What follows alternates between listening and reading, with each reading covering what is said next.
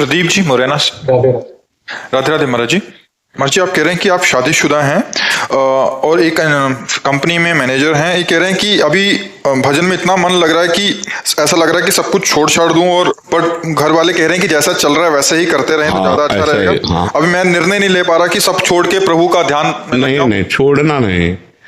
हम सब छोड़ के गंगा किनारे भागे, फिर आखिरकार हमको आना तो इसी में पड़ा ना, तो तुम छोड़ के काय को भागोगे? जब आना ही है इसी में, तो इसी में भजन कर लो। रुचि ना होना ये अच्छी बात है। मान लो हम भोग रहे हैं, हमारी रुचि नहीं है, तो भोगते हुए भी आप बंधन को प्राप्त नहीं है। और भोग नहीं भोग रहे हैं लेकिन आपकी रुचि है, तो भोग ना भोगते हुए भी आप बंधन को प्राप्त है। ये तो बहुत बढ़िया बात है कि संसार में हमारी रुचि नहीं है, पर हम रुचि ना रहते हुए भी कार्य करें। अर्जुन की युद्ध करने में रुचि नहीं थी, गीता पढ़ के देख लो, लेकिन भगवान ने आदेश किया तुम्हें युद्ध करना है, मेरा स्मरण करते हुए तुम्हें युद्ध करना है। तो ऐसे ही जो आपका पद है, जो आपका कार्य है, अरुचि पूर्वक करो, पर उसे बिल्कुल सही करो, काम में गड़बड़ी ना होने पाए। और रुचि हमारी है नहीं, इसलिए हम बंधेंगे है नहीं। चाहे पत्नी हो चाहे परिवार हो, जब हमारी भोगों में रुचि नहीं है, पर भोग भोगना है धर्मयुक्त।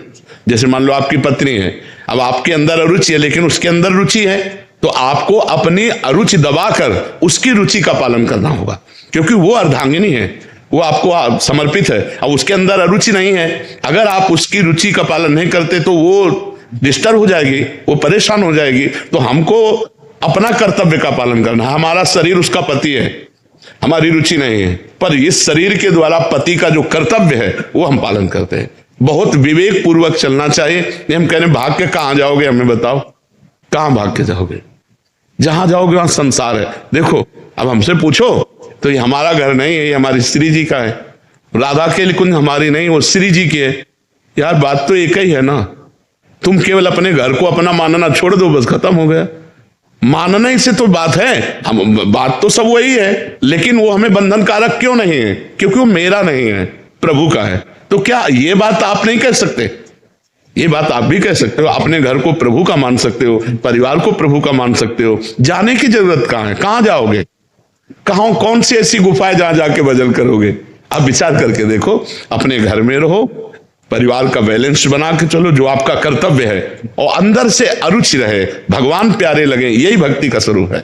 बड़े बड़े महाभागवत गृहस्थ हुए हैं। नरसिंह मेहता जी का नाम सुना है, इतने बड़े महापुरुष रहे, लेकिन क्या उनके बच्चे नहीं थे? सोचो, बच्चे थे तो मतलब काम क्रीड़ा हुई कि नहीं हुई?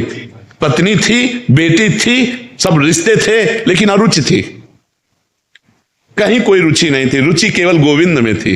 तो गोविंद साफा बांध के सारे काम संभालते थे संभालते थे ना। अपने को यही बात करनी है, हमारी रुचि नहीं है, पर गोविंद के द्वारा दिया हुआ कर्तव्य है, उसे मुझे करना है। तो भगवान आपके साथ रहेंगे, आपको अनुभव होगा भगवान आपके साथ है, क्योंकि आपकी प्रीति भगवान में है। और कहने यही खास बात है। खास बात ये, बाबा जी बन गए, भोग नहीं रहे, भोगों में रुचि है, तो बहुत बड़ी बाधा है। गृहस्थ हो और भोगों में रुचि नहीं है, संत हो आप। बात समझो, अंदर की बात समझनी है, अंदर की बात सुधारना है। भगवान अंदर की बात सुधारने से मिलते, बाहर से नहीं मिलते। बाहर का वेश तो नौटंकी नाटक फिल्मों में भी लोग साधु का धारण कर लेते तो साधु हो जाते हैं क्या?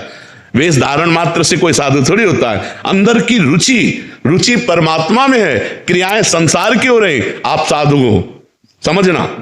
और रुचि हमारी भोगों में है, क्रियाएं भागवतिक हो रही, तो संसारी है वो। बात समझना हमारी। ये आंतरिक विषय को भगवान जानते हैं। तो ठीक है ना।